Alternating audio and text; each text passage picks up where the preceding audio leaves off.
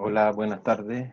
Quisiera darles a todos la bienvenida y agradecer su participación en la charla Boicot a las pruebas estandarizadas, movimientos antiestandarización en contextos de crisis, que organiza el doctorado en educación de las universidades Alberto Hurtado y Diego Portales. Eh, el centro de este webinario es la conferencia del profesor Diego Santori, y posterior a la charla de él, van a haber dos panelistas que van a comentar la charla. Eh, Alejandra Falabella, académica de la Universidad Alberto Hurtado y parte del claustro académico del doctorado de educación de la Universidad Alberto Hurtado y Diego Portales, y posteriormente Teresa Flores, académica del Departamento de Estudios Pedagógicos de la Universidad de Chile. Antes de comenzar con la charla, quisiera puntualizar ciertas cosas sobre el orden en que esta va a operar y cómo vamos a canalizar las preguntas de los participantes, ¿ya? Primero va a exponer Diego, posteriormente va a comentar Alejandra y luego María Teresa.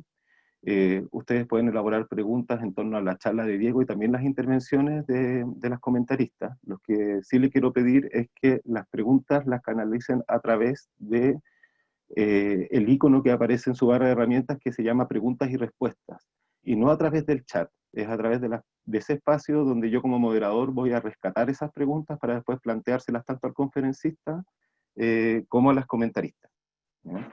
Eh, eh, Diego Santori es profesor titular de Educación y Sociedad del King's College de Londres. Entre sus intereses investigativos está el rol que cumplen las pruebas estandarizadas en los sistemas educativos contemporáneos y cómo estas producen nuevas formas culturales y prácticas culturales. Eh, la forma en que estas políticas centradas en este tipo de mediciones impactan tanto a las instituciones escolares, moldean el currículum y las prácticas de profesores, estudiantes y también de padres y familias.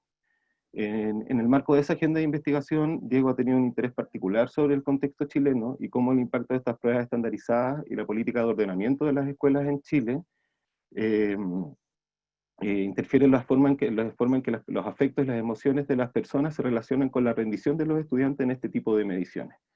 Este fenómeno, que para el contexto chileno es de sumo interés, dado la centralidad que han tenido las políticas evaluativas centradas en el uso de pruebas estandarizadas en los últimos años, se hace aún más acuciante en los contextos críticos que nos ha tocado vivir en el último tiempo, tanto el estallido social como el contexto pandémico, donde la regularidad de este tipo de mediciones por parte de la política educativa ha encontrado resistencia tanto en la academia como en organizaciones de profesores, de estudiantes y de padres, ¿ya? Entonces, sin más, quisiera darle la palabra a Diego. Diego va a exponer alrededor de media hora y luego las charlistas las comentaristas van a intervenir por alrededor de 10 minutos. Posteriormente a eso yo voy a abrir el espacio a las preguntas, que insisto deben ser canalizadas a través del icono de preguntas que aparece en su barra de herramientas. Es ese el espacio donde plantear las preguntas, no en el chat, y yo como moderador me voy a encargar de recoger esas preguntas y después planteárselas tanto al conferencierista como a los comentaristas. Diego, junto con saludarte y agradecerte tu presencia, te doy el espacio para que comiences. Bueno, muchísimas gracias, Renato. La verdad que es un placer y una gran alegría poder compartir en este espacio junto con todos ustedes algunas ideas y proyectos de investigación que estoy desarrollando en este momento. Y bueno, quisiera principalmente agradecer a la Facultad de Educación de la Universidad Alberto Hurtado y la Universidad Diego Portales, y especialmente a Alejandra Falabella, que fue, bueno, quien en principio me invitó, y a Teresa y Renato y Gonzalo también por el interés y por el apoyo y por el aliento. Así que bueno, muchísimas gracias. Es realmente un honor y un placer poder estar esta tarde, noche para mí, con ustedes. Bueno, voy a compartir entonces la presentación.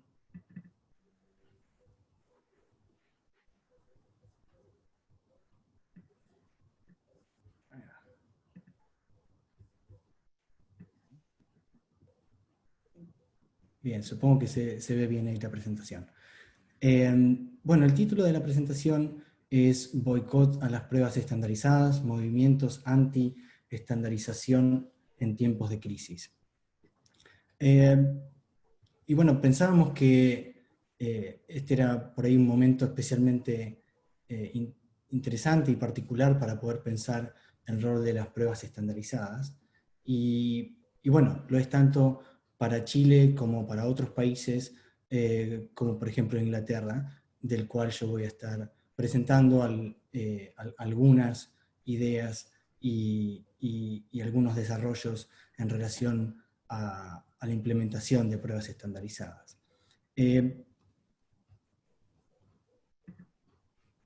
Bueno, mi interés en este tema y específicamente en el proyecto actual que ahora voy a mencionar brevemente, se vincula, bueno, se origina en realidad en haber en algún momento conectado y entendido un poco más el rol del CIMSE en Chile y como una prueba estandarizada modelo de alguna manera a nivel mundial y empezar un poco a entender a través de leer trabajos de académicos chilenos, como también hacer mi propia recolección de datos, empezar a entender un poco el impacto que este tipo de prácticas tienen en la sociedad.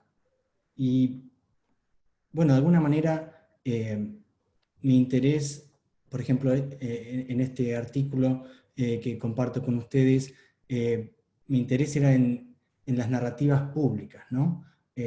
Y las pruebas estandarizadas. Y, por ejemplo, entender el rol de los diarios, como La Tercera, como El Mercurio, y cuál es esa narrativa pública en torno al CIMSE.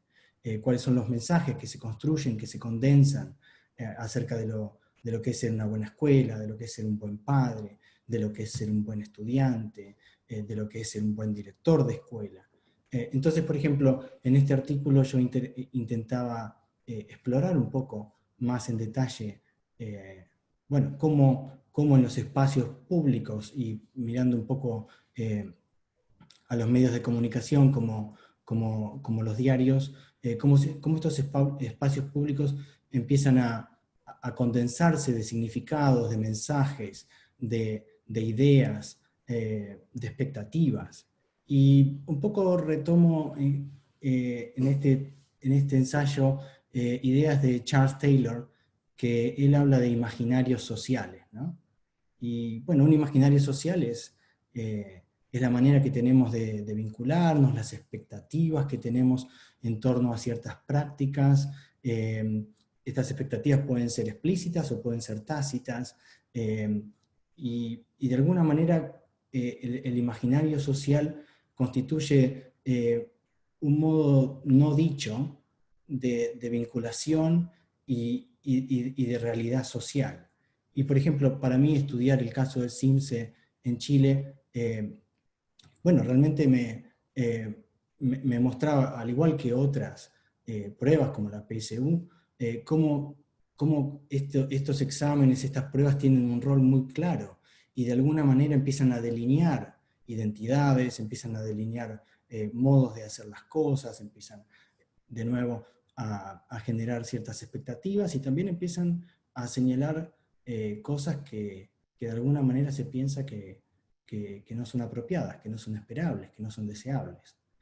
En otro contexto muy distinto, quería llamar la atención a este otro trabajo que hice con el profesor Stephen Ball y Carolina Yuneman, donde nosotros estudiamos el surgimiento, bueno, no, de alguna manera el crecimiento exponencial de las escuelas privadas de bajo costo en África subsahariana. Y este era un proyecto que recibió financiamiento de Leverhulme Trust, y de alguna manera en este libro continuamos con el trabajo que Steven vino desarrollando durante varios años en torno a Network Ethnography, que es como etnografía de redes, sería alguna traducción al español, donde la idea es rastrear, el rastreo, el seguimiento, en este caso, rastreo y seguimiento de ideas, de recursos, de actores, de objetos en torno a un fenómeno particular que era este crecimiento y la construcción de la idea de las escuelas privadas de bajo costo como una solución para los problemas educativos de África subsahariana. Señalo este trabajo porque esta es la metodología que estoy utilizando para estudiar el caso que voy a presentar hoy, que es el de More Than a Score, que es un movimiento que se llama Más que un puntaje, sería la traducción. El movimiento More Than a Score, que es un movimiento de resistencia, una campaña en contra de las pruebas estandarizadas en Inglaterra. Entonces, de alguna manera, creo que estos dos trabajos bueno, tienen un punto de encuentro, ¿no? Donde mi interés en las pruebas estandarizadas a raíz bueno, de lo que ustedes conocen mucho mejor que yo, que es el CIMSE y algunas otras pruebas en torno al CIMSE en Chile, y mi interés y el uso del método de Network Ethnography. Bien.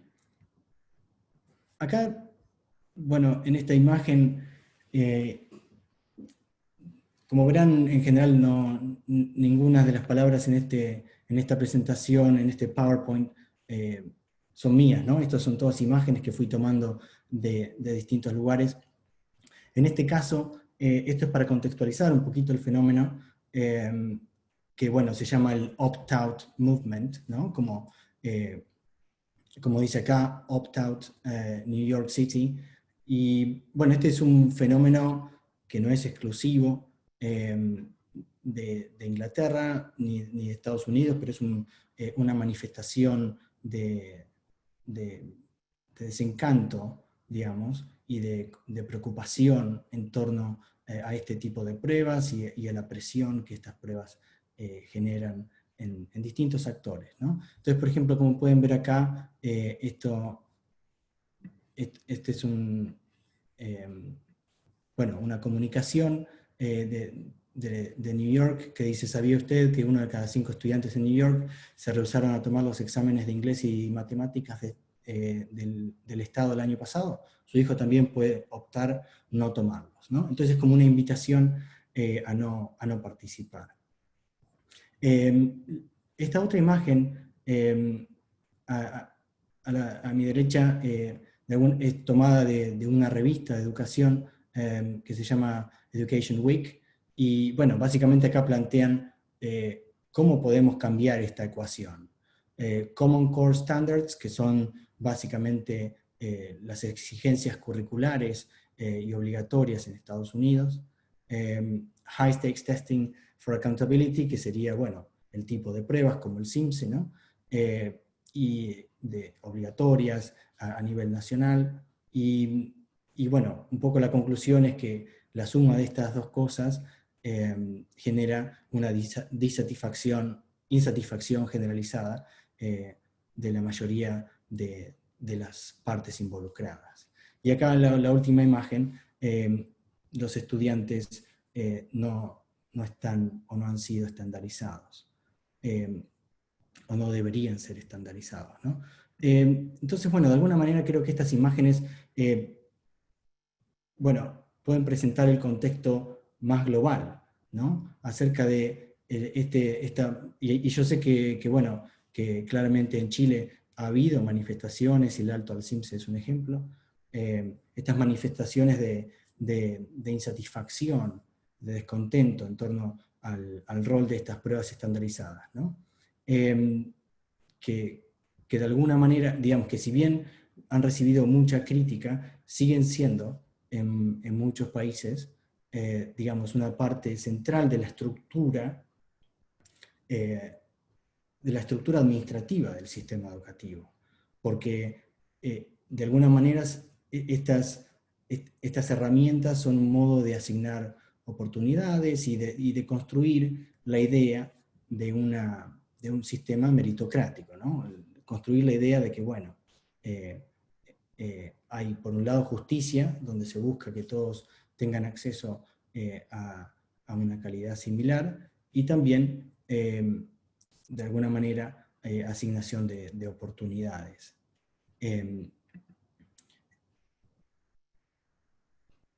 Entonces, perdón, de alguna manera sintetizando, la idea de high stakes testing, ¿no? Es que tiene como presupuesto que la competencia maximiza los beneficios y minimiza el costo. Y entonces, de esa manera, mejora la calidad para todos, ¿no? Si en el caso, bueno, de las pruebas estandarizadas en Inglaterra, y ahora voy a explicar un poco más, o en Chile, la idea es que si las escuelas compiten unas con otras, de alguna manera se va a mejorar la calidad en esa competencia y se van a maximizar los beneficios y se va a minimizar el costo.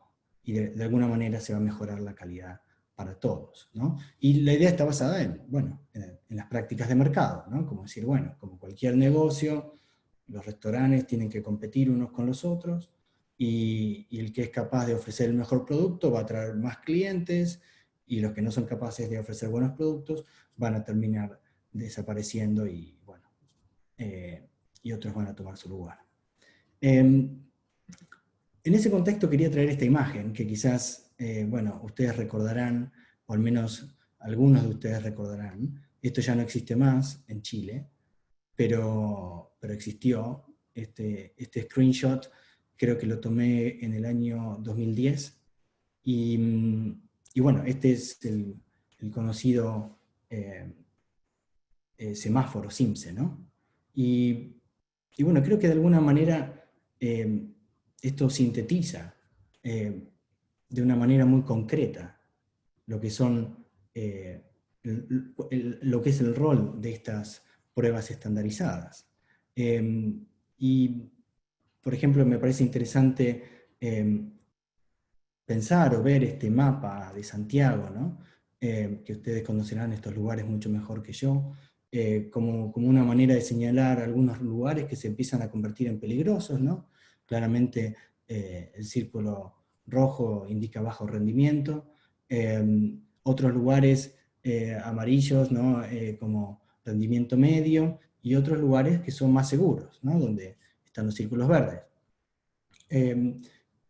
También de alguna manera la idea es pensar en docentes, en directivos y en padres, creo yo, en un constante estado de alerta, ¿no?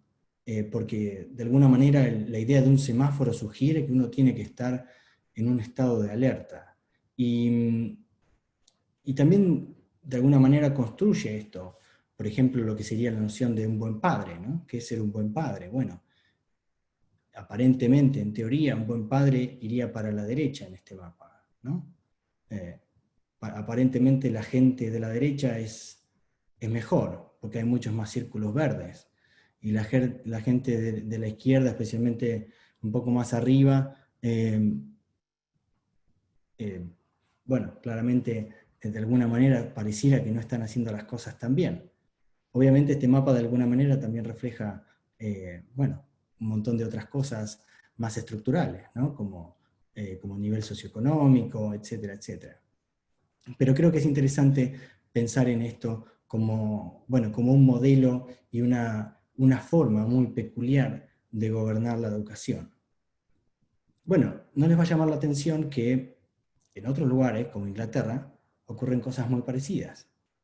Esto también es una foto de pantalla de lo que es una de las pruebas estandarizadas, que se llaman SAT, y básicamente estas pruebas, ahora voy a explicar un poquitito más, pero bueno, presentan resultados desagregados, ¿no? Acá de alguna manera es un semáforo, porque acá vemos ¿no?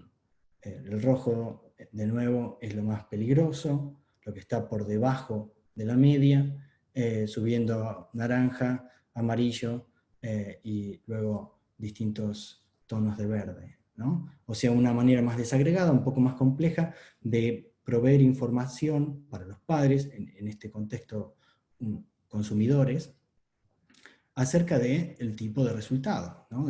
que distintas escuelas tienen. Acá no se ve en la foto, pero está el nombre, ¿no?, completo de la escuela, obviamente. Entonces uno puede saber qué escuela tiene.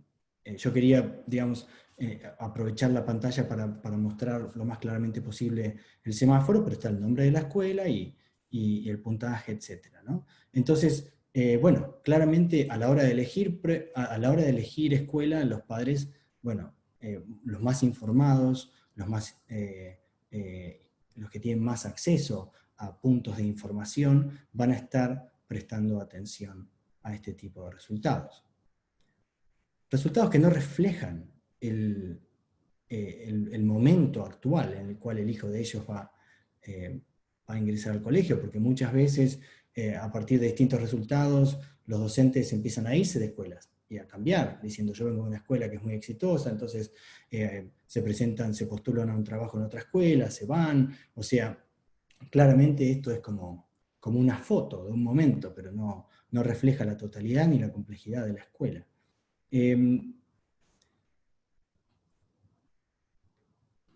Y es interesante ver también que esto afecta no solo al padre a la hora de pensar en elegir una escuela, pero sino también al padre o a la familia que está en la escuela, en el momento cada año que se presentan los resultados, ¿no?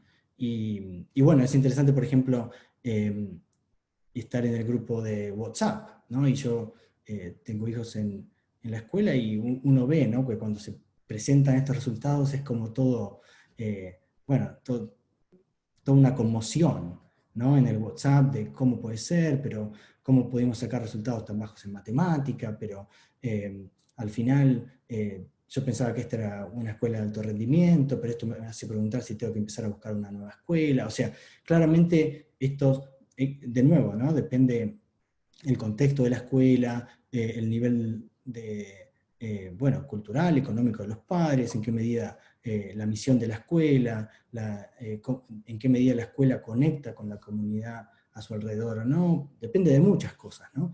Pero claramente estas herramientas de mercado tienen un impacto, ¿no? Y obviamente tiene un impacto en los docentes, ¿no?, que trabajan en esas escuelas, en el director, que va a recibir mucha más presión, porque obviamente si un director tiene muchos puntajes debajo del promedio, va a empezar a recibir presión muy grande del municipio, ¿no? Queriendo ejercer más control, queriendo asegurarse de que los próximos resultados van a ser más altos. Este es otro ejemplo, también de Inglaterra. Este es del sistema de inspección. El sistema de inspección en Inglaterra se llama Ofsted. Ahí ven arriba que dice Ofsted. Ofsted es la agencia de inspección, ¿no?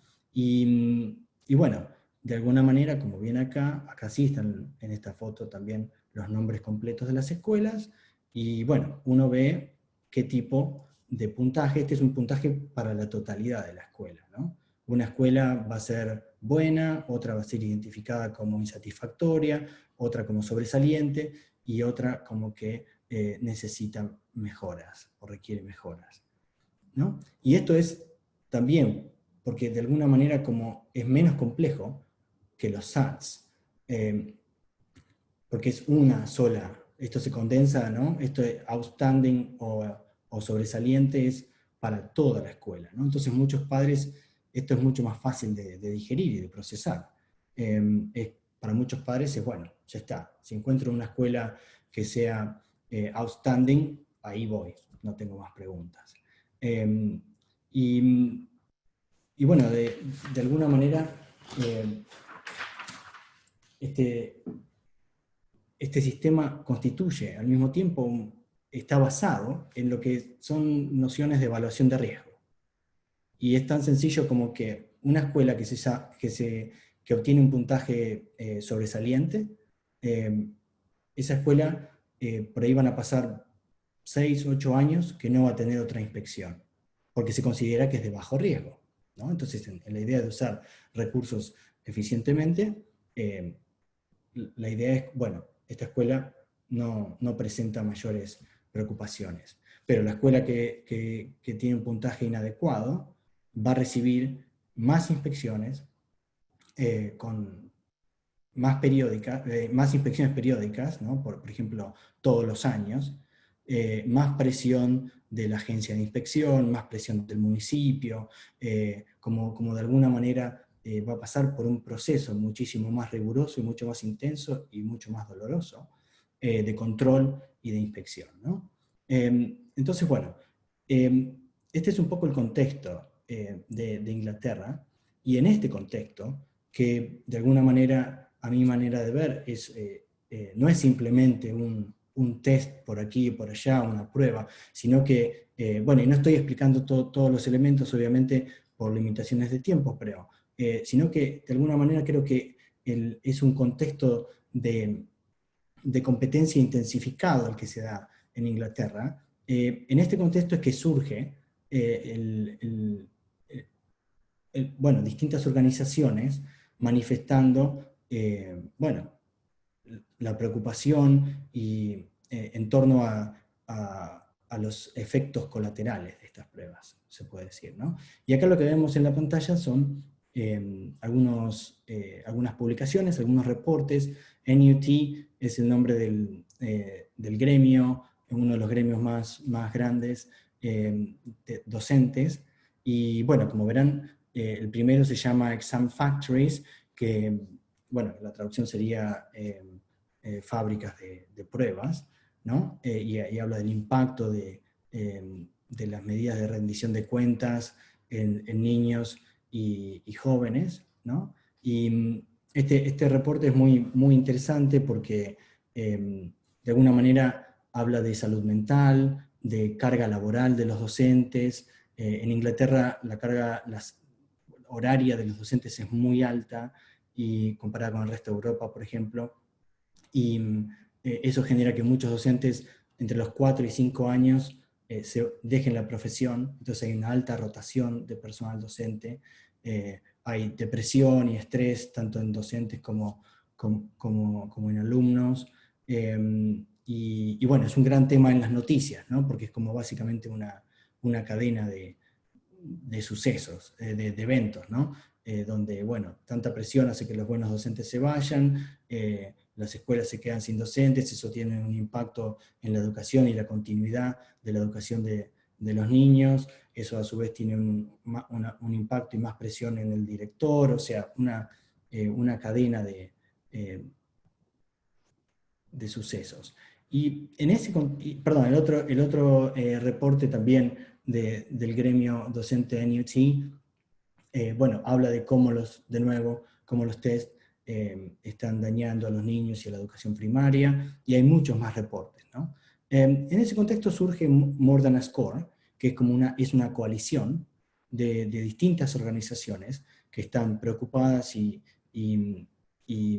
quieren, bueno, proponer un sistema distinto, ¿no? Reclaman la necesidad de encontrar una manera de garantizar calidad que no esté basada en una carga tan alta de pruebas. Estas son algunas de las organizaciones. La coalición tiene más de 20 organizaciones, si ustedes miran en su página. Estas son algunas, pero me interesaba que vean la diversidad, ¿no? O sea, Keeping Early Years Unique es una organización que está focalizada en la temprana infancia. Acá tenemos una asociación de psicoterapeutas.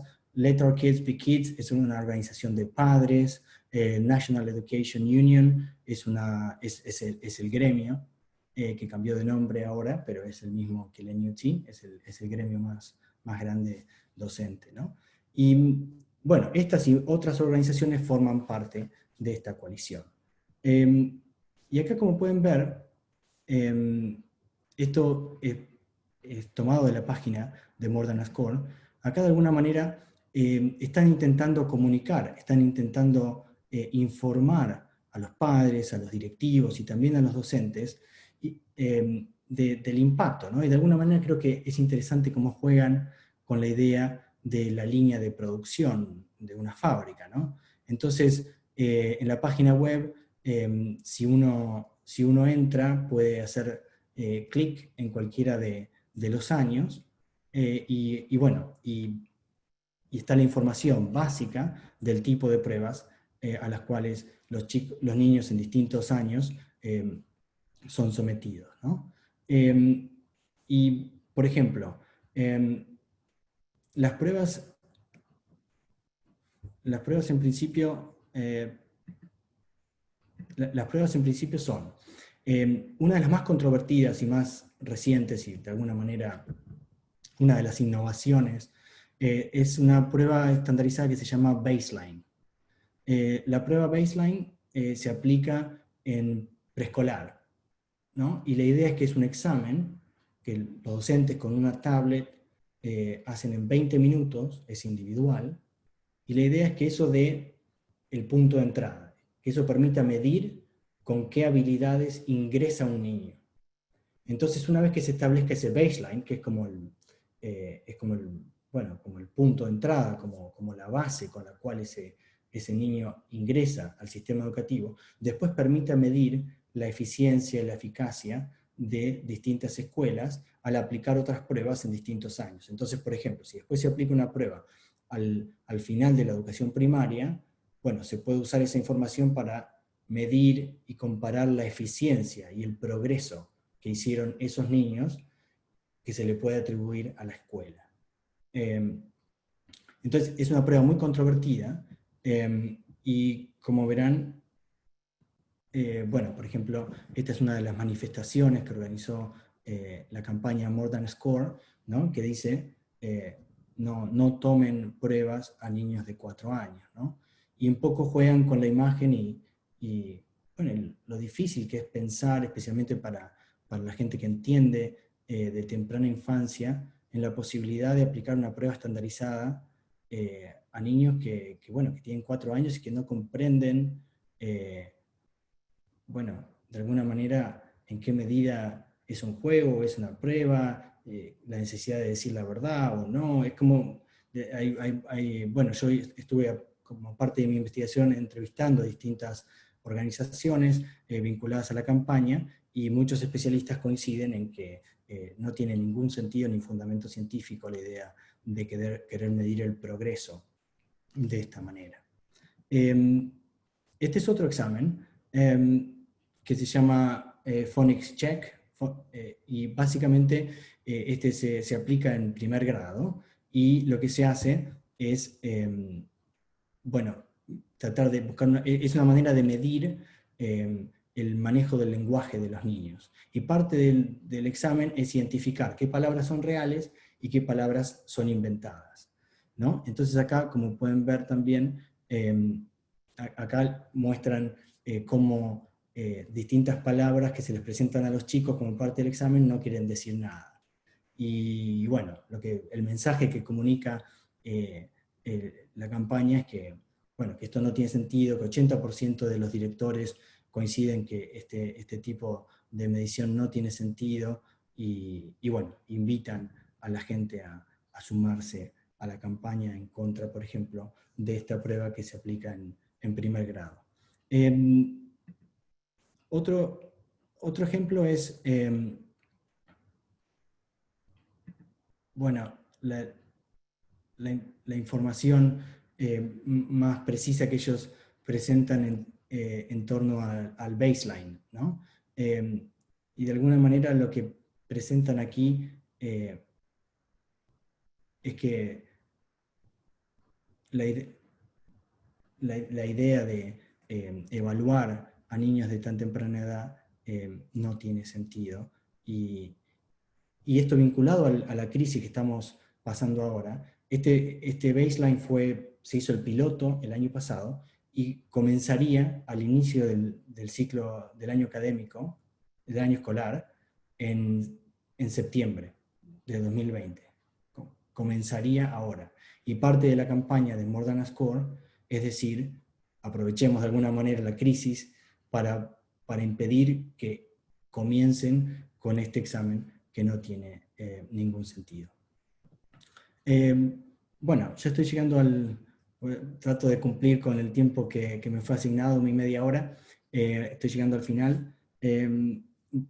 Quizás entonces, basado en estas ideas y esta problemática y estas iniciativas, pensaba en dejar algunas preguntas para continuar la conversación, pero desde ya que cualquier pregunta es bienvenida, pero quizás se me ocurría que estas preguntas podían ser un punto inicial para nuestra conversación. ¿Es ético exigir que niños se sometan a una prueba estandarizada de la cual no obtendrán beneficios directos? ¿Cuáles son las consecuencias de las llamadas progress measures, que son las medidas, son las evaluaciones que tratan de medir progreso? ¿Es la administración de pruebas estandarizadas a nivel nacional un modo eficiente de asegurar la calidad? Bueno, esas son un poco algunas de las preguntas y las ideas que quería compartir con ustedes.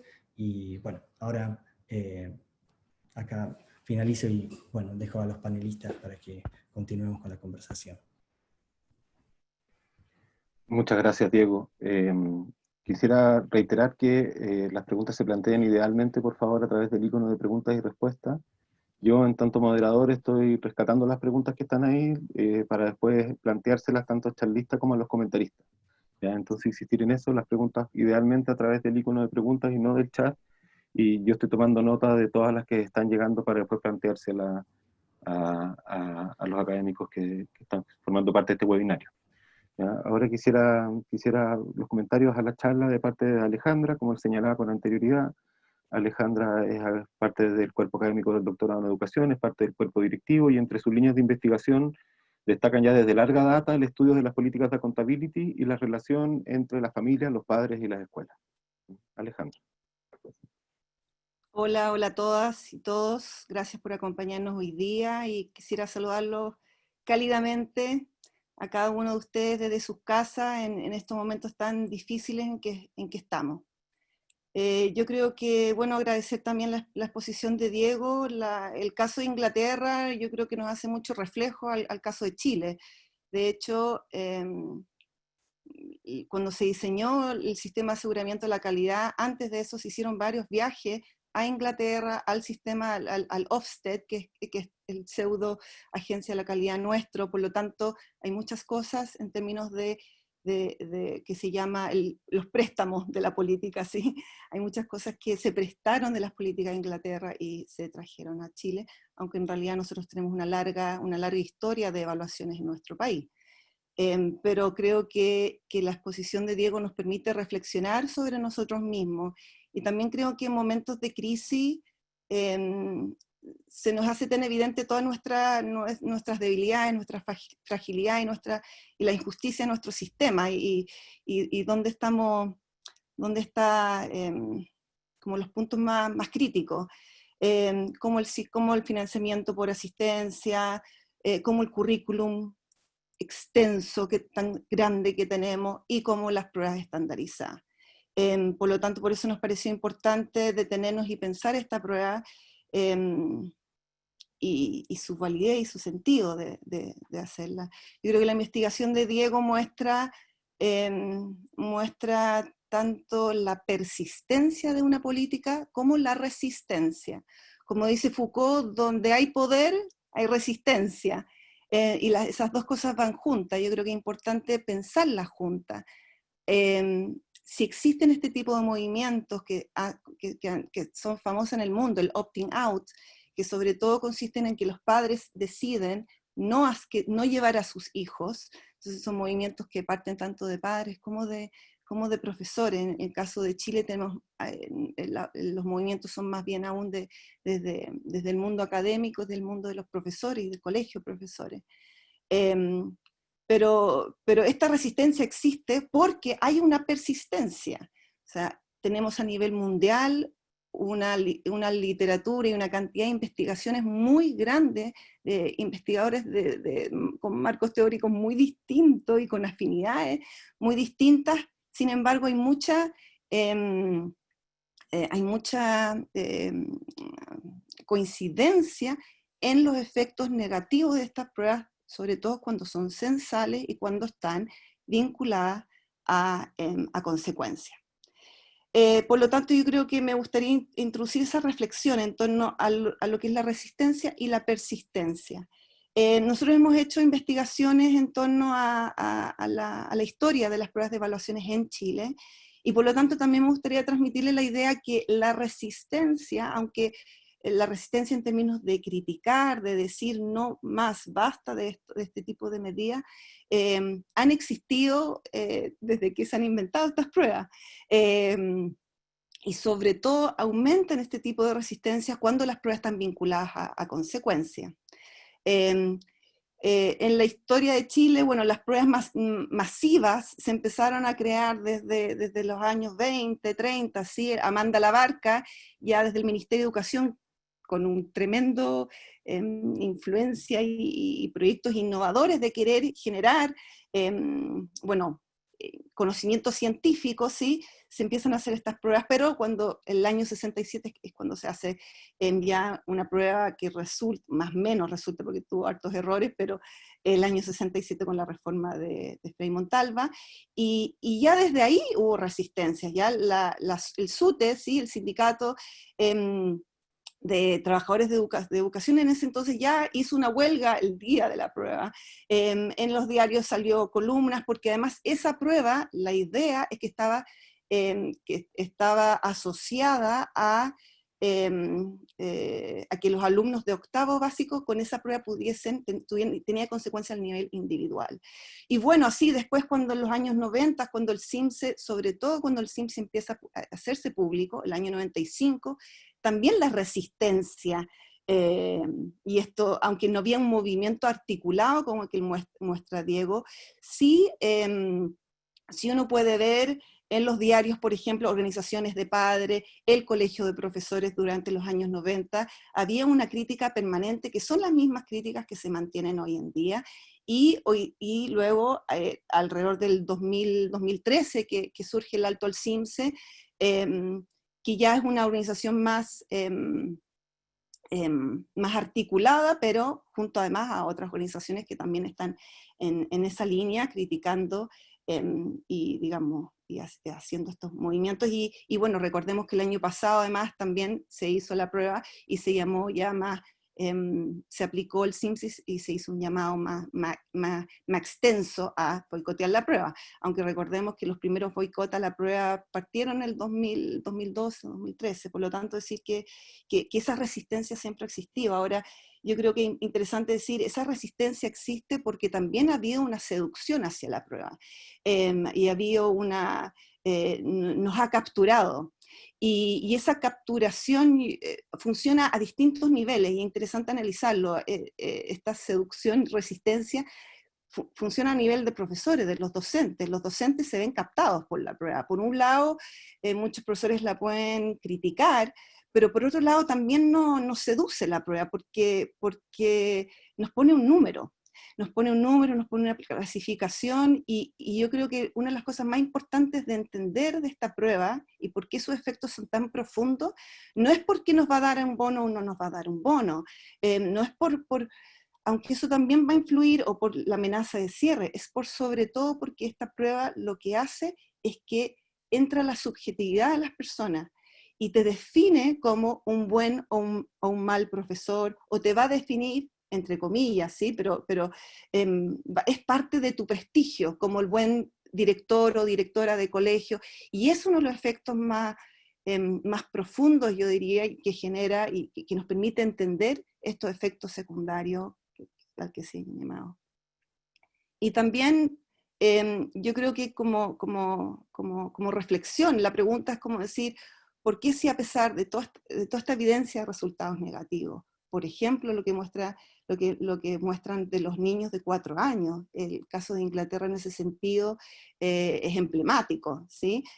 Nosotros tuvimos la prueba de segundo básico, y las investigaciones lo que muestran además es que las pruebas para los niños más pequeños, los efectos son mucho más perversos. Aplicar esta prueba para los niños de segundo básico y cuarto básico son mucho más graves sus efectos que a un estudiante de octavo básico, y menos el de segundo. Los de segundo es al revés, era interesante los casos que hemos estudiado. Por ejemplo, el de segundo a veces le dice al director, ¿sabe qué? Si no me mejoran tal cosa en el colegio, yo no voy a dar la prueba. Entonces hay un juego de poder distinto al adolescente, que es mucho más difícil disciplinarlo. En cambio, en términos de el uso de amenazas, de premios, de manipulación, en los niños más pequeños es mucho más fuerte. Y bueno, eso es más a nivel individual, a nivel micro. Ahora, ¿cómo entenderlo a nivel macro? ¿Por qué estas pruebas persisten? Yo creo que es una buena pregunta que muchos nos hacemos. ¿Por qué? ¿Por qué el año pasado, con todo el estallido, los colegios, con todas las dificultades que estaban, se volvió a aplicar? ¿Por qué hoy en día, aunque hoy día dijeron que en realidad lo están reevaluando, pero ¿por qué esta persistencia? Yo creo que eso es muy importante de ponerlo a la luz y de discutirlo. ¿Por qué persisten estas pruebas a pesar de toda esta evidencia? Y además, ¿por qué persisten en gobiernos muy distintos? O sea, ha persistido con gobiernos, digamos, en Lula, uno podría decir, en Cardoso en Brasil, o sea, con Bush, con gobiernos muy distintos, en nuestro caso en Chile también, o en Inglaterra también, Margaret Thatcher, después el Partido Laboral, etcétera. O sea, ha persistido además con distintos colores políticos. Y quiero decir, brevemente con los minutos que me quedan, pero quiero decir 6 razones, no son pocas. Lo primero es que, como dicen, es una política rentable, porque los gobiernos cuando hacen esta prueba aparecen como muy responsables y se construye la idea que es irresponsable no hacer la prueba. Y por lo tanto, y mientras tanto, los que son responsables son la escuela. O sea, el Estado les sale muy fácil hacerlo, porque ellos evalúan y le dicen a los padres si deben mantener o cómo elegir, etcétera, pero a ellos poco desgaste les genera la responsabilidad del que lo hace bien o que lo hace mal, queda en la escuela. Entonces, bueno, es muy favorable para los gobiernos en ese sentido. Bueno, segundo, además hay una presión internacional, ¿ya? Todos los fondos, por ejemplo, del Banco Mundial y de otros, han estado asociados a que los países tengan la prueba. Por eso muchos países han ido sumando a tener pruebas. Y además, bueno, a nivel global aparece como responsable estar haciendo estas pruebas. Por lo tanto, también hay presión internacional. También quiero decir que cuando entrevistamos a políticos, también muchas veces nos decían, también era barato en 2 sentidos, aunque hay un gasto importante, pero era barato en ese momento, por ejemplo, se está discutiendo el sacar el lucro, el prohibir el lucro, o prohibir el financiamiento compartido, y ese tenía un costo político mucho más grande, y tenía un costo monetario, o por ejemplo lo que es la carrera docente, políticas que implicaban cambiar el sueldo de los profesores, etc. Por lo tanto era mucho más caro en ese sentido, entonces, de nuevo, ese es otro tema importante. Bueno, hay un negocio detrás, eso varios lo han planteado también a nivel mundial, ¿sí? Por ejemplo, Pearson, entre otros, y a nivel de Chile también hay una importante red de quienes, y tanto a nivel nacional como a nivel de escuelas, ¿sí? O sea, hay un movimiento, por ejemplo, en la venta de las pruebas que es muy grande. Quinto, me quedan 2 más, quinto, decir que yo creo que uno de los elementos tal vez más importantes es que es una política elástica, convence a muchos. Mientras, por ejemplo, los partidos más de derecha se van a convencer porque permite la transparencia, la información para los padres, y bueno, la idea del objetivo, ¿sí? Desde los partidos más de centro izquierda van a decir, bueno, permite el apoyo, permite lo pedagógico, son énfasis, ¿sí? Aunque todos van a coincidir en decir estos beneficios. Pero cuando leíamos los discursos en relación a las pruebas, es impresionante la cantidad de beneficios a los que se le alude la prueba, o sea, información, transparencia, capital humano, equidad, calidad, o sea, es realmente una política que nunca habíamos visto tantos adjetivos y propósitos que se le ha adjudicado a una sola prueba. Entonces hay como mucha esperanza y hay como de una política que pueda satisfacer muchas necesidades muy distintas. Y lo otro, y lo último que quiero decir que me ha generado como mayor preocupación en el último tiempo, es que hay un supuesto de esta política que está detrás, y es que los profesores no saben evaluar a sus alumnos. Cuando veo la diapositiva que pone Diego sobre estos niños de 4 años, ¿qué supuesto hay ahí? Si esas educadoras, ¿quién más ¿quién mejor que esas educadoras que ven y están con esos niños todos los días? Por lo tanto, yo creo que en términos de qué tenemos que repensar aquí y qué se invisibiliza es a los docentes. En este momento de pandemia, ¿quién es más importante que los mismos docentes en evaluar a sus alumnos? De hecho, los profesores en estos momentos son los que están más cercanos a ellos, muchos tienen mayor contacto que en otras condiciones de conversar con sus familias, etc. Por lo tanto, creo que la figura del docente es algo que debiésemos poner en la discusión. Muchas gracias.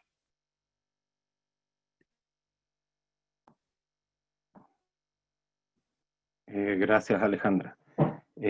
Quisiera darle la palabra ahora a María Teresa Flores. Como le señalaba con anterioridad, ella es académica de la Universidad de Chile, pertenece al Departamento de Estudios Pedagógicos, y dentro de su agenda de su investigación tiene centralidad las políticas de evaluación, tanto de una perspectiva sistémica, histórica, como ideológica. María Teresa, por favor. Gracias, buenas tardes. Bueno, yo quiero contribuir un poco a la discusión con un comentario que creo que va a responder, o espero que contribuya a responder algunas de las inquietudes que están saliendo en las preguntas y respuestas, que tiene que ver con cómo transitar de la crítica a la propuesta, básicamente. Entonces, quisiera concentrar mi intervención en dos ejes. Primero, ver quiénes y cómo, o sea, qué movimientos, actores han resistido las evaluaciones estandarizadas de altas consecuencias, cómo lo han hecho, pero también cuáles han sido las ganancias y los obstáculos de esas acciones. Y en ese sentido, ¿cómo tendríamos a qué tendríamos que transitar? ¿Cómo operar en lo que viene? Y sobre todo en un contexto como en el actual, en el sentido de qué nuevas formas de disputa por el campo de la evaluación tenemos que poner en práctica. Entonces, para el primer eje, me voy a basar en algunos resultados del Fondo de Citinización en el que estoy coordinando ahora, que es un proyecto interdisciplinario donde hemos analizado textos de medios, textos de política, hemos entrevistado actores clave de la construcción de la política y hemos hecho trabajo etnográfico utilizando el CIMSE como caso por todas las razones que ya se han dicho, digamos, en el sentido del rol que tiene esta política en el sistema de educación de mercado. Desde este proyecto, entonces, ¿quiénes han sido los que han resistido a esta evaluación? Por una parte están los movimientos estudiantiles, cuyas acciones centrales han sido la realización de convocatorias a boicot de la prueba, acciones específicas el día de la prueba y también incorporarlo como demanda dentro de sus manifestaciones públicas. También han estado organizaciones, y aquí principalmente la campaña actual CIMSE, que reúne a docentes e investigadores y tiene conexiones también con organizaciones estudiantiles y de apoderados, que ha transitado básicamente por tres fases de desarrollo. Una primera fase que podríamos caracterizar como una disputa por el sentido común de la evaluación, donde tratamos de cuestionar esta idea muy instalada de que evaluar siempre es bueno y evaluar de cualquier manera es bueno, y empezar a visibilizar los efectos negativos y el rol central que tiene esta prueba en el modelo de mercado. Una segunda fase que pudiéramos llamar como de intento de influenciar la política, por ejemplo, asistiendo a las reuniones de la comisión CIMSE que se convoca en 2014 para revisar críticamente la prueba y proponer mejoras. Y una tercera fase que es a la que me voy a referir al final, que es una fase propositiva. Es decir, no basta con criticar, sino que tenemos que empezar a pensar cómo sería de otra forma, lo que estaban preguntando ustedes. Si no es el CIMSE, ¿qué? Por otra parte están los profesores, pero en este caso los entrevistados que eran antiguos representantes del colegio de profesores, reconocían que ellos como actor se articularon muy tardíamente en un discurso más armado contra estas evaluaciones estandarizadas, pero sin embargo vemos que en los últimos años el colegio de profesores sí ha incorporado la demanda anti-estandarización en sus petitorios y demandas. Y por último también hay académicos de perspectiva crítica, entre los cuales me cuento, que hemos tratado de visibilizar esto por medio de la investigación, por medio de proyectos de innovación y a través de intervención en los espacios públicos a los que podemos acceder. ¿Cuáles pueden haber sido las ganancias de esto? Yo creo que si uno quiere interpretar cuáles han sido las ganancias, creo que una de las ganancias tiene que ver con la instalación de una mirada crítica más generalizada acerca del CIMSE. Y creo que eso se ve exacerbado especialmente hoy cuando vemos lo que yo entiendo como, no puedo entender de otra forma que no sea obstinación ideológica por querer hacer el CIMSE este año, porque no hay ninguna razón en términos de validez, de bienestar emocional, no hay ninguna razón para implementarlo este año. También lo vimos el año pasado en el contexto del estallido, y por lo tanto se hace cada vez más visible esta mirada crítica, y creo que estas acciones de los distintos actores, si uno retrocediera 10 años, esta visión no existía. O sea, estaba como asumido que por qué iba a ser malo que las escuelas se evaluaran, ¿no? Ahora, como obstáculos, y esto es interesante desde los resultados de esta investigación, es cómo los actores de la élite política ven a los movimientos sociales. Y ahí es interesante, por ejemplo, que los entrevistados de este perfil dicen que el rol de los movimientos es ejercer presión desde eslóganes, pero que en ningún caso los movimientos y los actores que lo componen deberían ser los convocados a diseñar la política, porque ese es el rol de los expertos técnicos y de los actores gubernamentales. Entonces, y que con suerte el rol que tendrían que jugar estos actores es ser consultados, que son procesos que yo creo que los que son profesores y profesoras conocen cómo funcionan. Por lo tanto, un punto interesante es que aquellos que deciden sobre la construcción de la política no ven a los movimientos como un actor relevante en su diseño. Junto con eso, otro aspecto interesante de la investigación tiene que ver con que cuando estos actores, como diría Boll, logran penetrar un poco más el contexto de influencia y se hacen más visibles, como lo que pasa en 2014, ¿cierto?, donde el informe de la Comisión CIMSE señala que responde a las demandas de estos distintos movimientos y actores por un cambio en el CIMSE, lo que vemos tanto en los textos mediáticos como en los textos de política son una serie de estrategias discursivas donde pareciera que se los convoca, pero finalmente lo que se hace es, en los textos, neutralizar su visión, invisibilizar la crítica, o presentar la crítica como algo positivo. Por ejemplo, en vez de hablar de agobio y estrés, se habla que el CIMSE genera urgencia por la mejora, y eso es positivo. Entonces, las voces de estos actores aparecen apropiada, hablada, silenciada, los profesores aparecen como hablando en bloque con sostenedores y directores, y por lo tanto se invisibiliza la experiencia crítica en el discurso público. Entonces, ¿cómo transitar desde esos obstáculos, o cómo operar en lo que viene pensando en superar estos obstáculos? Yo creo que el error aquí está en creer que, y en esto yo también he hecho investigación histórica en la evaluación y de políticas de evaluación, y en ciento y tantos años los cambios en esta línea no vienen de arriba, no vienen de la élite política. Vienen más bien cuando la élite política siente suficiente presión desde las propuestas de los actores de otros ámbitos. Entonces, lo que quisiera sugerir acá es que tenemos que empezar a transitar desde la crítica a la propuesta. Mantener la crítica, hoy día más que nunca, pero acompañar esa crítica desde una propuesta. Y para eso quiero aludir brevemente, después si ustedes quieren más detalle pueden preguntar, a otro proyecto en que varios actores nos reunimos en torno a un objetivo pedagógico político común, que tenía que ver con disputar el espacio del CIMSE proponiendo una alternativa de evaluación a gran escala que se pudiera poner en lugar de eso y que hiciera más sentido a estos actores, reconociendo toda la dimensión crítica del CIMSE. Estos actores eran, por una parte, el actor político, representado por la Corporación Municipal de Valparaíso, donde además se genera un escenario político que favorecía el hacer algo más experimental a gran escala.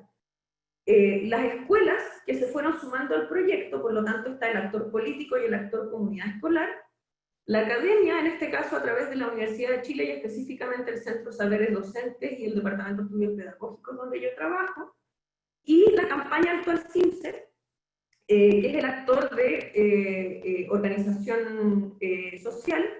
Y por lo tanto, una de las cosas interesantes es que acá no hay un experto diseñando algo que otros tienen que implementar porque eso es lo correcto, sino que hay 4 actores que se reúnen en paridad de participación y en torno a un objetivo y una motivación común, que es elaborar otro sistema de evaluación que sí les haga sentido.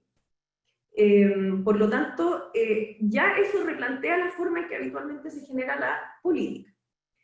¿Cómo lo hicimos acá? ¿Qué cosas hicimos? Partimos primero, en lugar de decir, esto es lo que usted tiene que hacer, partimos con un diagnóstico compartido para ver qué es lo que nos preocupaba en común y desde ahí generar una propuesta de ciertos principios de cómo tendría que ser este sistema. Los principios que salieron, por ejemplo, son que tenía que ser un sistema democrático y participativo, contextualizado, diverso, de orientación formativa y no punitiva, y centrado en aprendizajes significativos y no en tareas rutinarias, en términos pedagógicos. Una vez que teníamos claros los principios, el aporte que hicimos nosotros desde nuestro saber particular, porque acá se trataba de un diálogo de distintos tipos de saberes, fuimos desde el referente de evaluación para el aprendizaje con distintas acciones. Primero, co-construimos criterios con las escuelas participantes, y en ese sentido acá no se definió un estándar externo, sino que fueron las propias escuelas las que decidieron cuáles eran los aprendizajes relevantes que querían desarrollar en sus comunidades y en la comuna desde un ejercicio de apropiación curricular. No se hablaba de una prueba única, sino que cada escuela diseñaba sus escenarios de evaluación, que no eran pruebas, sino que eran conjuntos de actividades, lo que permitía contextualizar, diversificar y que hubiera más coherencia pedagógica. De estos escenarios, para el sistema de evaluación a gran escala tomábamos un escenario al inicio, un diagnóstico y un escenario de progresión, que le llamábamos, para poder evaluar el avance de los estudiantes en lugar de estar mirando cuántos se habían acercado al estándar externo. Para garantizar la calidad del sistema, en términos de validez y confiabilidad, por una parte hacíamos paneles internos dentro de cada escuela y a nivel comunal para ver la coherencia de los escenarios con los criterios, y por otra parte, una vez que ya se aplicaban los escenarios, también se hacían paneles de calibración de juicio, es decir, para ver que la evidencia de aprendizaje estuviera siendo interpretada desde un criterio similar. Estos eran paneles de profesores con coordinadores pedagógicos de la corporación, y por lo tanto también es un sistema que va en contra de lo que decía Alejandra, ¿no? Donde se recupera el valor del juicio profesional docente que ha sido extirpado por la evaluación externa, y es un sistema de evaluación profesionalizante. Entonces, para ir cerrando, acá es un sistema que hace sentido a todos sus actores, porque todos sus actores participaron desde el inicio en igualdad de condiciones y con una igualdad en la legitimidad de sus saberes dentro de ese proceso. Si bien no sabemos mucho cuál va a ser la continuidad del proyecto por el escenario del cambio a servicio local y el escenario político actual, por lo menos con esto ya sabemos que hay una experiencia concreta, alternativa, viable y positiva en un contexto chileno, y que no es una experiencia aislada. Hay muchos otros países donde se hacen evaluaciones no basadas en exámenes, evaluaciones basadas en la escuela, y también en Chile tenemos otras experiencias de innovación que están saliendo de las propias comunidades, que creo yo ya están cansadas de esta lógica, como las escuelas que están eliminando las notas de primero a cuarto básico, por ejemplo, lo que ha terminado en un proyecto de ley que está siendo tramitado para eliminar las notas de primero a cuarto básico a nivel nacional. Entonces, para cerrar, creo que el contexto actual, tanto del estallido social como de pandemia, es tan extremo y nos saca tanto de nuestra zona de confort, que si uno trata de ver el lado positivo de eso, es que nos lleva a pensar en hacer las cosas distinto, y nos hace ver muy claramente que la forma en que lo estamos haciendo ahora no nos sirve. Por lo tanto, si no se cambia ahora, yo creo que no vamos a cambiar, digamos. Entonces, por lo tanto, creo que hay que continuar con la crítica, sobre todo en esta obstinación que estamos viendo por estos días, pero también hay que salir de lo conocido y hay que empezar a generar propuestas alternativas, porque se tiene que hacer distinto y se puede hacer distinto. Gracias.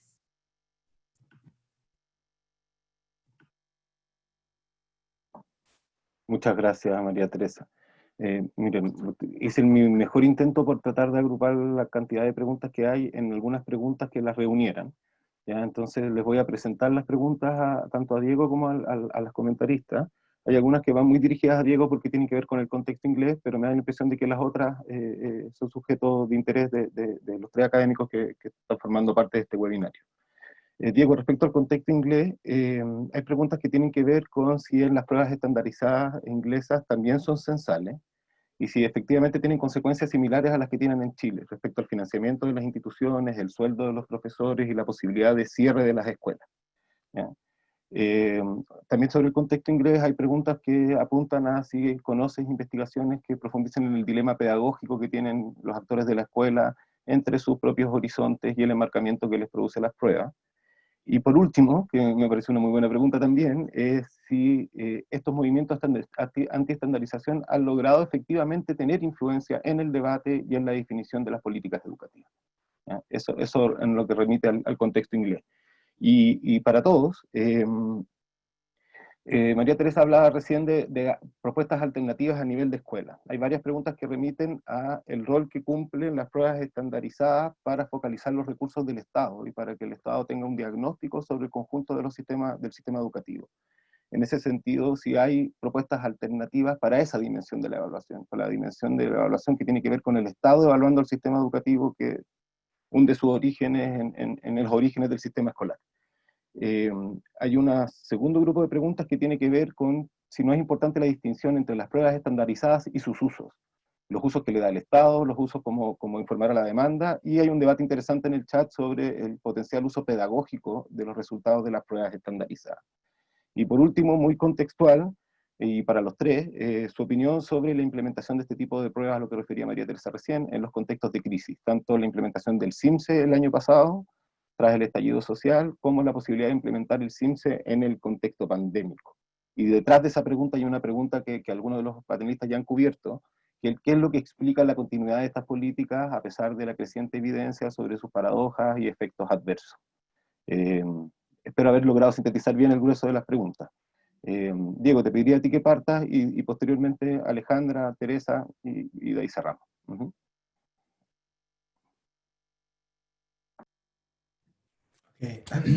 Gracias, y bueno, gracias por la síntesis y gracias por el interés. Espero haber anotado, bueno, un poco los puntos principales de las preguntas. En relación a, bueno, en qué medida tienen consecuencias concretas las pruebas estandarizadas en Inglaterra, sí tienen consecuencias concretas. Por un lado, la combinación de la prueba estandarizada más significativa, más importante a nivel primario, que son los SATs, que serían quizás de alguna manera un equivalente del CIMSE, y estos resultados en combinación con el proceso de inspección de escuelas que lleva adelante Ofsted, sí, tienen consecuencias muy concretas, especialmente las escuelas que son insatisfactorias, luego entran en un proceso obligatorio de conversión en una academy, ¿no? Que sería, no sé, una academia, una escuela que pasa a ser semi-privada de alguna manera porque recibe un tutelaje y apoyo por parte de una organización del sector privado, que puede ser una empresa o también una organización sin fines de lucro. Bueno, es complejo ahí el panorama, pero entra en el proceso obligatorio de convertirse en una academia, bajo el presupuesto de que, bueno, si la escuela no pudo sola, necesita entrar en alguna asociación con organizaciones del sector privado. O sea que sí, hay consecuencias concretas para las escuelas que no alcanzan ciertos resultados esperados o que sus inspecciones no son satisfactorias. Esto genera obviamente mucho estrés y mucha controversia. Hay cadenas de academies, ¿no? Acá se habla de, bueno, se habla no, existe lo que se llama multi-academy trusts, que son como un conglomerado de estas academies, también con la idea de, bueno, de economía de escala, ¿no? Pero de alguna manera eso termina reemplazando al municipio, que también generaba la posibilidad de ciertas economías de escala. Con lo cual, bueno, es muy discutido, depende de la posición ideológica, es presentado como un proceso de privatización, con lo cual yo estaría de acuerdo. Así que, bueno, la respuesta concreta a la pregunta es que sí, que hay consecuencias concretas y una de las cuales es la conversión de la escuela a una academy. La otra pregunta, la última, la del medio, creo que se me quedó perdida por ahí, pero la última era acerca de cuál fue el impacto o la influencia en la política de esta campaña de More Than a Score, ¿no? Bueno, creo que es una pregunta interesante y me interesaría por ahí hacer un punto, si tengo un minuto, que por ahí una distinción, que esta campaña de More Than a Score creo que no es exactamente lo mismo a lo que son las campañas que mostraba al inicio de la presentación en New York, ¿no? Invitando a los alumnos a no asistir el día de la prueba y de alguna manera boicotear. Porque no funciona acá así, digamos, las pruebas son obligatorias y bueno, en general los padres no han tomado esa vía de decir, porque también hay preocupaciones en términos de en qué medida puede afectar futuras mediciones, etc. Entonces como que no se manifestó de esa manera tanto como padres, bueno, haciendo que sus hijos no se presenten, pero sino más bien como una campaña más general y más como, sí, una campaña más global en torno a concientizar a la población acerca de los efectos, y como esta campaña tiene organizaciones que son muy prestigiosas y muy representativas de expertos en distintas áreas, como psicoterapeutas, como docentes de nivel inicial, como directores de escuela, etcétera, etcétera, de alguna manera sintetizan la voz de distintos grupos de expertise en torno a el impacto de estas pruebas. Con lo cual me parece que acá la vía por la cual se intenta lograr el cambio es que la gente le escriba a su intendente, por ejemplo. Ellos tienen un modelo de carta, tanto que los directores como los docentes, como también los padres, de alguna manera envíen una petición de no tomar las pruebas por el impacto que generan. Entonces, como que de alguna manera esa es la vía, no es faltar el día de prueba, sino empezar a generar más presión y más presión en los intendentes, por ejemplo, de distintos municipios para que se genere un cambio. Todavía ese cambio no ocurrió, y al menos con la gente que yo hablé, con los entrevistados de distintas organizaciones vinculadas a esta campaña, bueno, según ellos es poco probable que un cambio radical ocurra con el gobierno conservador de turno de Boris Johnson en Inglaterra. Así que bueno, ese sería un poco el panorama. Gracias, Diego. No sé, Alejandra, si quieres recoger alguna de las preguntas. Gracias. Yo creo que algo de la esencia de cualquier evaluación es que la evaluación tiene que servir para mejorar. Y la medida que no sirve para eso, ya no tiene sentido como evaluación. Y en el caso, yo creo, de este tipo de pruebas vinculadas a consecuencias, ya sea sanciones o incentivos, la evaluación más bien genera el problema. O sea, la evaluación hoy en día, este tipo de evaluaciones no está solucionando los problemas de la educación, por el contrario, nos crea un nuevo problema. Yo creo que en términos de imaginar a otros modelos hay muchos. Ahora, a nivel nacional, yo creo que lo clave es desarticular todas las leyes y las consecuencias que están acopladas a este tipo de pruebas. O sea, sacar los bonos, sacarlos por además lo errado que son, porque obviamente esta prueba no refleja lo que es la calidad, etc. O sea, esto es una foto de algunos aprendizajes de esos niños en ese momento. Ahora, ¿cómo explicar esos aprendizajes? Tiene una respuesta mucho más compleja, digamos, y no se le puede, en términos de las causas de ese logro. Por lo tanto, más bien esa foto lo que nos tiene que ayudar es desde una mirada pedagógica para poder mejorar. Ahora, dicho eso, una política de evaluación a nivel nacional lo que podría ayudar es por lo menos una prueba con distancia cada 3 años, o sea, una prueba todos los años. Las escuelas ni alcanzan a leer los resultados y ya están siendo evaluados nuevamente. Por lo tanto, yo creo que en términos de propuesta a nivel de política pública, podríamos hacer perfectamente una prueba que no sea tan seguida, sino que más bien cada 3 años, o una prueba con una muestra a nivel de país, que es lo que se hace en muchos países, y que con eso más bien uno tiene una mirada por zona y no por escuela. Yo creo que sobre todo el llamado es a que lo que necesitamos es profesores que estén retroalimentando y trabajando con su estudiante, y que el esfuerzo esté puesto ahí y no en responder las pruebas que le toca, le quita tiempo, energía, mucha energía, mucho tiempo y además de dinero a la escuela, y el foco tiene que ser en los aprendizajes de los estudiantes. Eso. Gracias, Alejandra. María Teresa. Sí, concuerdo con lo que dice Alejandra en el sentido de cómo trabajar, ¿cierto? Esta idea de cómo tomar decisiones para focalizar los recursos del Estado. No se necesita una evaluación censal, ni con publicación de resultados, ni con las consecuencias que existen para eso, digamos. Como dice Alejandra, puede ser una prueba menos frecuente, puede ser también con muestral, con una muestra de estudiantes.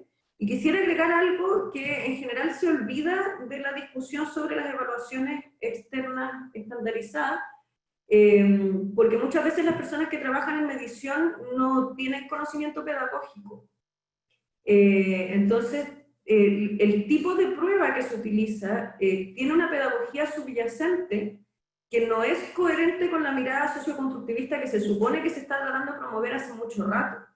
La pedagogía que subyace a estas pruebas es una pedagogía mecanicista que no apunta a la construcción de conocimiento, sino que apunta a la búsqueda de respuestas correctas, y por lo tanto yo creo que a este tema de hacerlas más distanciadas, que sean muestrales, etcétera, hay que hacer una corrección del constructo que se está tratando de captar ahí, digamos, en el sentido de qué tipos de aprendizajes se quiere evidenciar, y si este tipo de pruebas logra evidenciar ese tipo de aprendizaje más complejo. Junto con eso, y conectando con esto que se decía, el tema del posible uso pedagógico y diferenciar la prueba del uso pedagógico, creo que es difícil diferenciar las pruebas en este ámbito que estoy diciendo. O sea, creo que la prueba, el instrumento tiene que ser coherente con la pedagogía que se quiere promover, y creo que eso no sucede actualmente. Dicho eso, además, el problema del uso pedagógico es que la literatura internacional reconoce hace bastante rato que en un mismo instrumento es muy difícil tener al mismo tiempo un propósito de control y rendición de cuentas y un propósito de mejora y apoyo pedagógico, por una razón técnica incluso, porque las pruebas orientadas a control y rendición de cuentas son confidenciales, tienen que ser confidenciales. Eso implica que la información que voy a poder compartir es muy poca. Y claro, se hizo el esfuerzo de pasar del puntaje duro a entregar esto de los niveles de desempeño, digamos, que es un intento valorable de tratar de informar pedagógicamente un poco más a partir del CIMSE. Ahora, los que somos profe, el que a uno le digan que tal porcentaje de los estudiantes de tal curso está en este nivel, no te permite tomar muchas decisiones.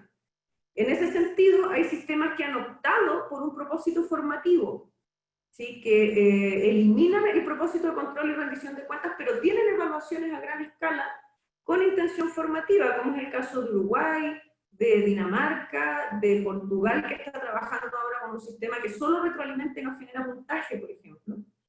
Solo retroalimenta las escuelas. Entonces, hay evaluaciones a gran escala que están orientadas a un propósito formativo, y, por ejemplo, en las de Dinamarca y Uruguay, los profesores las implementan, se resuelven las pruebas, pero los profesores ven las respuestas de sus estudiantes y tienen un análisis didáctico por pregunta. Entonces, eso es información mucho más valiosa para la toma de decisiones, pero cuando es confidencial la prueba nunca se va a poder llegar a ese nivel de compartir información. Y finalmente, sobre el tema de estas pruebas en contexto de crisis, o sea, yo creo que de verdad que no tengo cómo interpretar más allá de la ideología en la insistencia, porque yo creo que hay mucho acuerdo entre distintos investigadores y actores de las comunidades escolares en que, por un lado, hay problemas de validez, en el sentido de la cantidad de razones que pueden alterar el desempeño de los estudiantes, dado el contexto, y también porque hay un tema de no entender el contexto de presión que eso genera, aunque sea con estos fines diagnósticos. Entonces me parece inviable y me parece que no tiene ninguna utilidad, y por eso yo creo que hay que seguir insistiendo en esa crítica. Pero también creo que el contexto actual nos está hablando de algo que mencionaba alguien más en preguntas y respuestas, que lo dijo varias veces y que no hemos conversado acá, que es el concepto de calidad, que es una palabra que se mete en el sistema y que empieza a reemplazar lo que antes entendíamos como buena educación, ¿no? O como el propósito de la educación en la sociedad, o qué sé yo. Y claro, pues es un término fácil, y yo creo que es una estrategia de la política neoliberal tratarlo vaciado, ¿no? Porque nadie se va a oponer a que queremos una educación de calidad. Pero el problema es que yo, en la investigación que hice sobre el tema de la validez del CIMSE, época en la cual el constructo del CIMSE era la calidad, pero no había ninguna definición de calidad, lo que ya generaba un problema inicial de constructo, digamos, a medir. El definir la calidad de la educación significa posicionarse, significa tomar postura.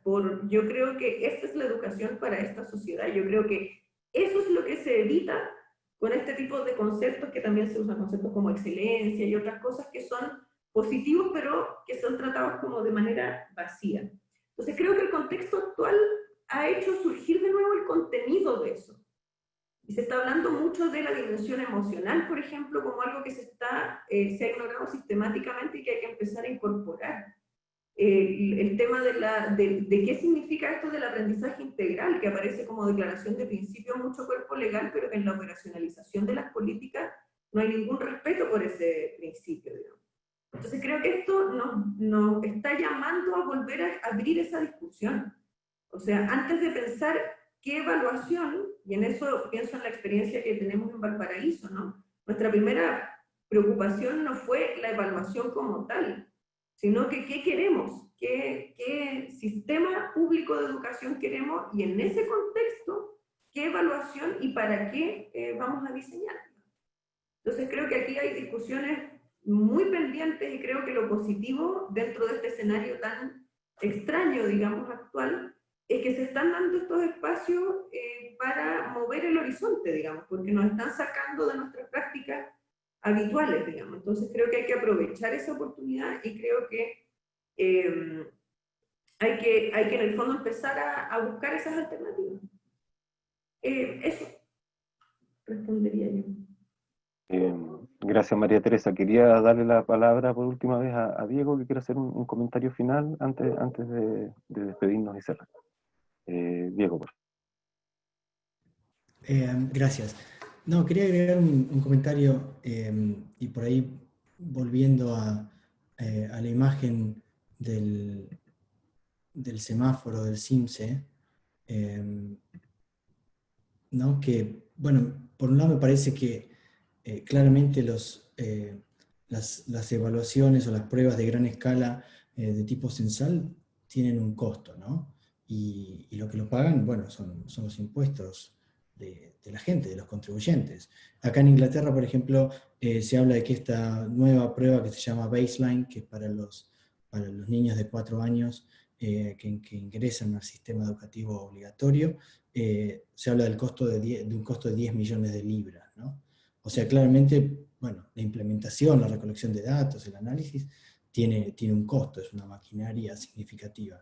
Y por otro lado, quería llamar la atención a, bueno, en qué medida, ¿no? este semáforo CIMSE, en qué medida no es una fijación con lo educativo, ¿no? Porque, no sé, la verdad que no estoy informado al respecto de otras áreas más allá de lo educativo, pero en general yo no he visto semáforos acerca del rendimiento o la performance de hospitales o comisarías o juzgados. Como que no se asume que uno se va a mudar de un barrio a otro porque hay un mejor juzgado o una comisaría más eficiente. Entonces me hace pensar, bueno, en qué medida no es también una fijación con producir métricas en torno a lo educativo. Bueno, ese era mi comentario y lo que quería compartir. Muchas gracias, Diego. Y creo que queda para otra ocasión un par de temas que a mí me parecen relevantes, que tienen que ver con esta correlación casi perfecta entre resultados de las pruebas y contexto socioeconómico de que nos habla eso. Y también, en el fondo, en esta pregunta sobre qué es lo que sostiene el uso intensivo de pruebas estandarizadas en una experiencia como la chilena, que tiene una muestra de 30 años, donde uno se puede cuestionar, como decía María Teresa, en el fondo, cuáles son los argumentos o los éxitos supuestos que sustentarían la continuidad de una política de esta naturaleza. Dejamos ese tema para la reflexión de todos y para una próxima ocasión. Quisiera agradecerle en primer lugar a quienes participaron, a quienes se conectaron a este webinario. El chat estuvo muy activo, hubo preguntas muy interesantes. Hay algo un poquito loco en esto de estar interactuando con gente que uno no le ve la cara, es parte de estas experiencias nuevas que la pandemia nos está haciendo vivir. Pero nada, agradecerle su presencia y su permanencia durante todo el webinar, ¿no? Agradecerle a María Teresa y a Alejandra sus aportes y particularmente a Diego su charla. De parte del doctorado en educación de la Universidad Alberto Hurtado y Diego Portales, les damos las gracias a todos los involucrados. Sin más, personalmente me despido y les pido a todos que se cuiden mucho y que la próxima vez que tengamos una instancia de este tipo, ojalá podamos vernos las caras y interactuar con un poquito más de humanidad. Eso.